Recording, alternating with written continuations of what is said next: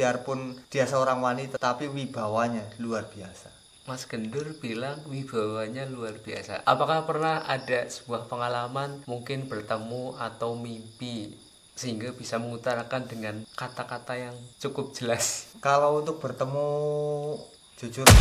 Halo teman-teman, jumpa lagi dengan saya Rodin Saputra di acara Mas Gendur Podcast bersama Mas Gendur tentunya. Kali ini sudah masuk ke episode ke-6. Episode ke-6 ini kita akan membahas tentang asal-usul Ratu Pantai Selatan atau seringnya disebut Kanjeng Ratu Kidul. Dan sebelumnya di episode ke-5 kita sudah membahas bangsa Pekidulan menikahi bangsa Lelembut dan menjadi pengalaman pribadi Mas Gendur yang menarik.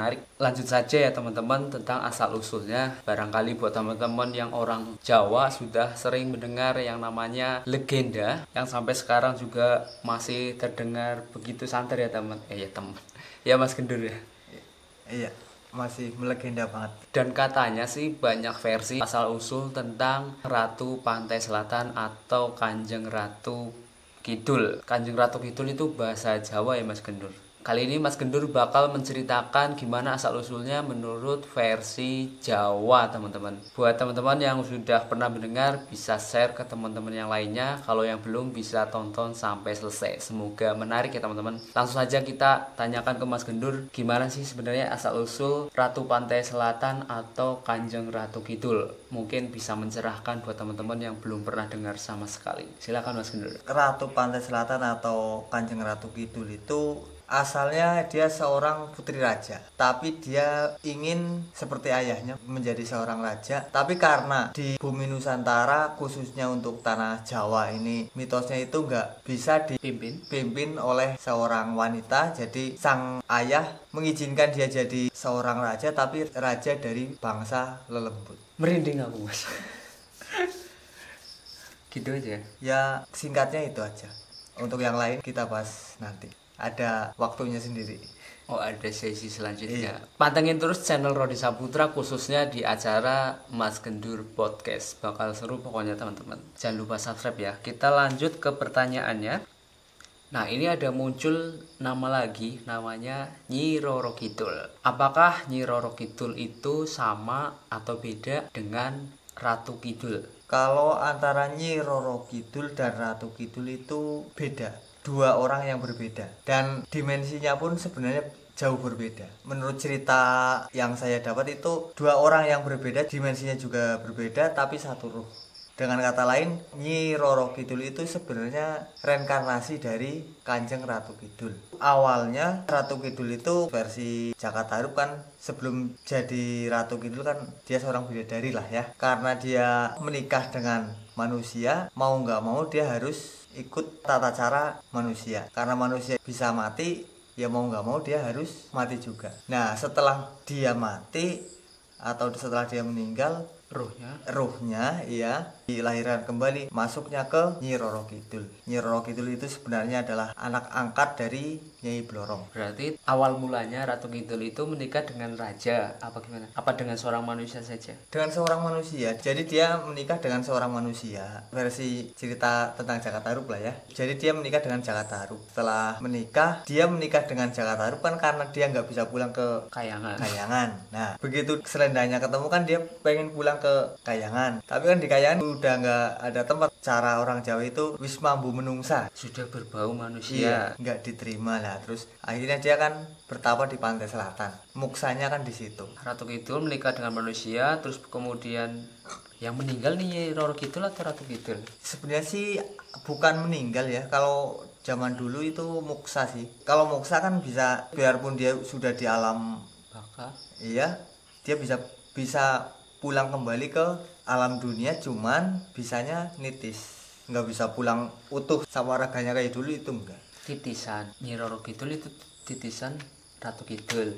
Iya. Nah tadi disebut juga Nyi Blorong. Hubungannya Nyi Blorong dengan Ratu Kidul atau Nyi Roro Kidul itu apa? Antara Ratu Kidul dengan Nyi Blorong sebenarnya kan kakak adik, cuman kakak adik angkat, bukan kakak adik kandung. Iya, kandung. Begitu Nawang Wulan itu bertapa di Pantai Selatan, diangkat anak oleh seorang raja dari bangsa Lelembut. Sang raja itu punya 3 anak. dua anak, tapi anak angkat semua. Salah satunya Nyai Blorong, sama yang di Jawa Timur saya lupa namanya.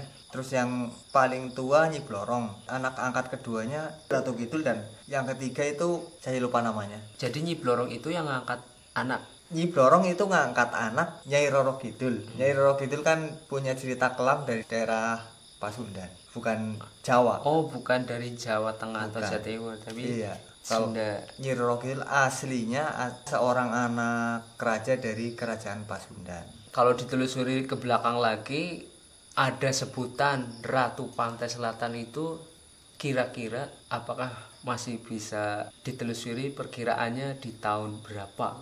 Kalau untuk tahun kayaknya susah ya. Yang jelas eranya pada akhir Majapahit.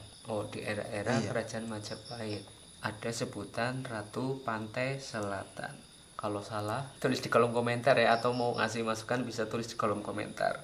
Yang sering kita dengar ya dari mbah-mbah zaman dulu kan, kalau misalkan seorang pemimpin atau raja dikait-kaitkan dengan yang namanya Ratu Kidul. Ini enaknya nyebutnya Ratu Kidul atau Nyai Roro Kidul sekarang?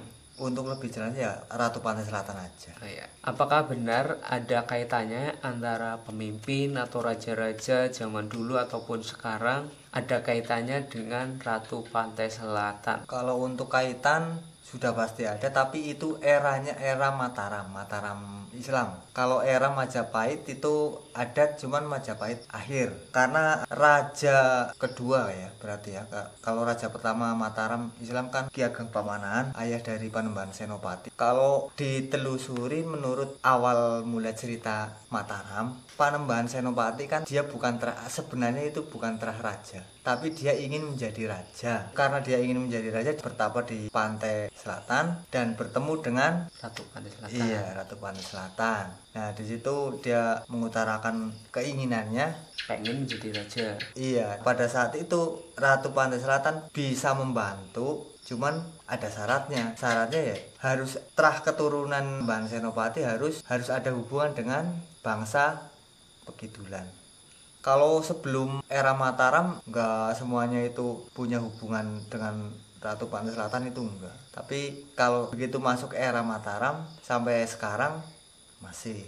Termasuk pemimpin Indonesia. Iya. Contohnya Kalau menurut cerita ya presiden pertama Indonesia itu ada hubungan dengan Ratu Pantai Selatan. Namanya hubungan itu kan nggak harus menikah. Komunikasi Iya. Yang jelas ada komunikasi. kalau misalkan ada hubungan komunikasi antara presiden atau pemimpin lainnya yang di era-era saat ini, di zaman-zaman Indonesia sesudah merdeka, apakah ada waktu-waktu khusus atau tempat khusus di mana ada penampakan atau tempat pertemuan antara Kanjeng Ratu Kidul dengan pemimpin sekarang? Kalau untuk para pemimpin terdahulu khususnya ya, kalau masalah waktu biasanya pasti ada. Cuman waktunya yang nggak bisa ditentukan, manusianya atau dari sononya itu nggak bisa. Ratu Kidul juga pemimpin, terus Raja. iya, Atau raja kan presiden juga pemimpin. juga pemimpin. Iya. Biasanya mereka bertemu kalau ada sesuatu hal yang penting, misal akan terjadi huru-hara atau akan terjadi pergantian zaman, pasti ada pertemuan khususnya untuk para pemimpin yang masih ada hubungan dengan Ratu Pantai Selatan. Kalau perwujudannya itu seperti apa? Misalkan mungkin dalam kondisi wanita cantik atau seperti apa? Kalau untuk perwujudannya ya sama seperti manusia, dia seorang wanita yang cantik dan wibawanya luar biasa. Biarpun dia seorang wanita tapi wibawanya luar biasa. Mas Gendur bilang wibawanya luar biasa. Apakah pernah ada sebuah pengalaman mungkin bertemu atau mimpi sehingga bisa mengutarakan dengan kata-kata yang cukup jelas? Kalau untuk bertemu langsung sih kayaknya mungkin ya, mungkin belum, mungkin.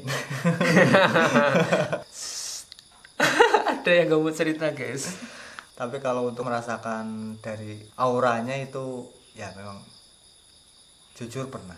Oh, maksudnya misal Mas Gendur lagi di suatu tempat ada aura yang tiba-tiba datang ke Mas Gendur gitu. Bukan berarti datang ya. Oh. Cuma pas dia lewat atau gimana kan auranya pasti ada.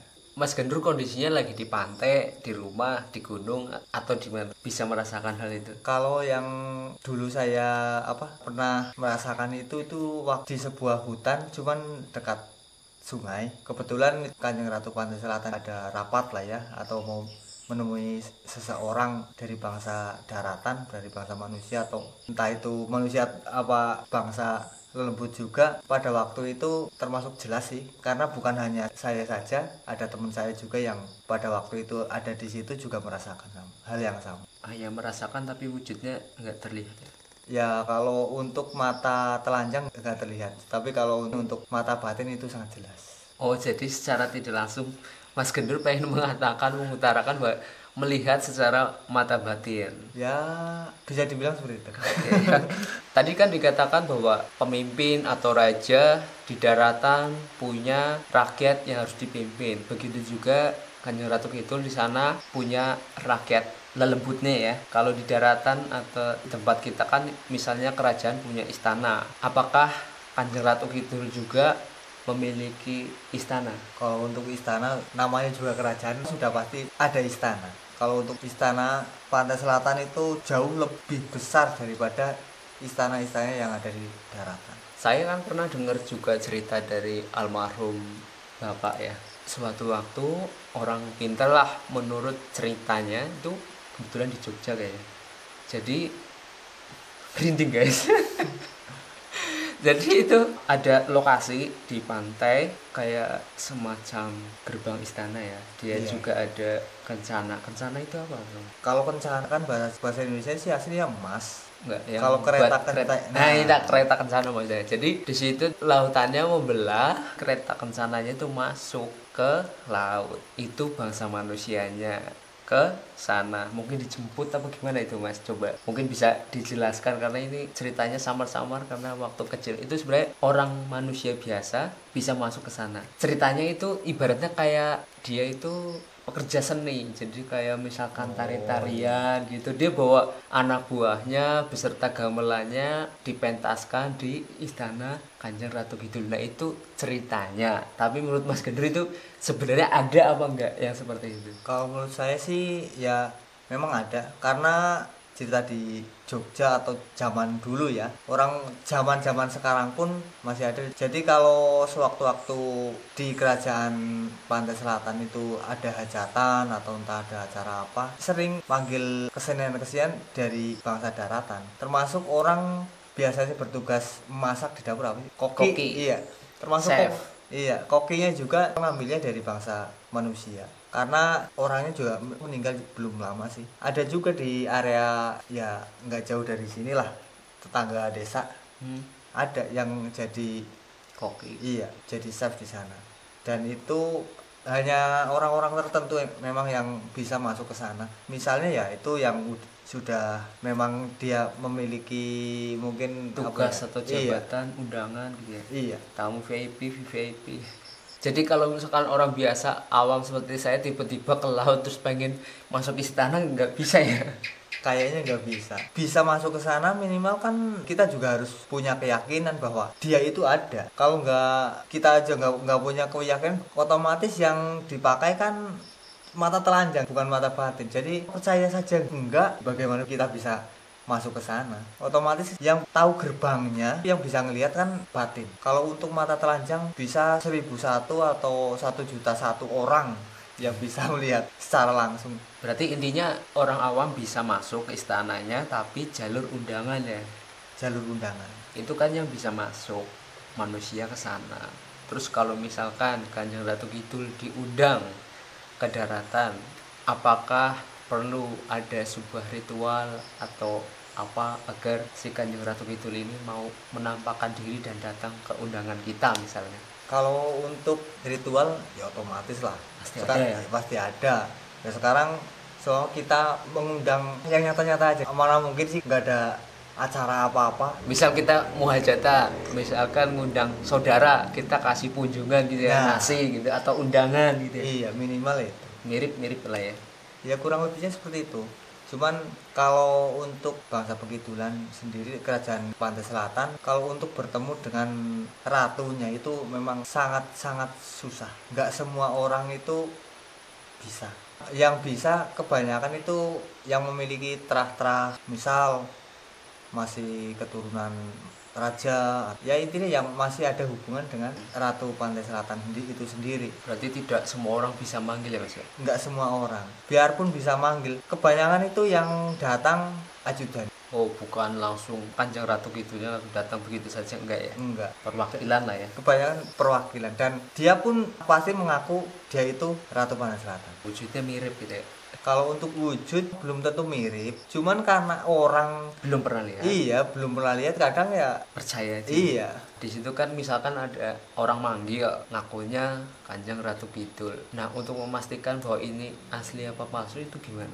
Dari pengalaman yang sudah pernah saya dengar dan sudah pernah saya lihat, kalau itu benar-benar yang hadir Ratu Pantai Selatan, ciri-cirinya pas dia mau datang, biarpun itu musim kemarau, pasti datang mendung, Gelap gulita. iya gelap, angin kenceng, agak sedikit gerimis, tapi setelah itu tenang, tenang dan bahkan sangat tenang. Baru si Ratu Pantai Selatan itu hadir lah. Ciri-ciri kedatangannya itu kurang lebihnya seperti itu. Kebetulan ini gerimis Mas. Ya. Bukan ya? Kalau gerimis ini karena memang ini Lagi musim. iya, masuk musim penghujan,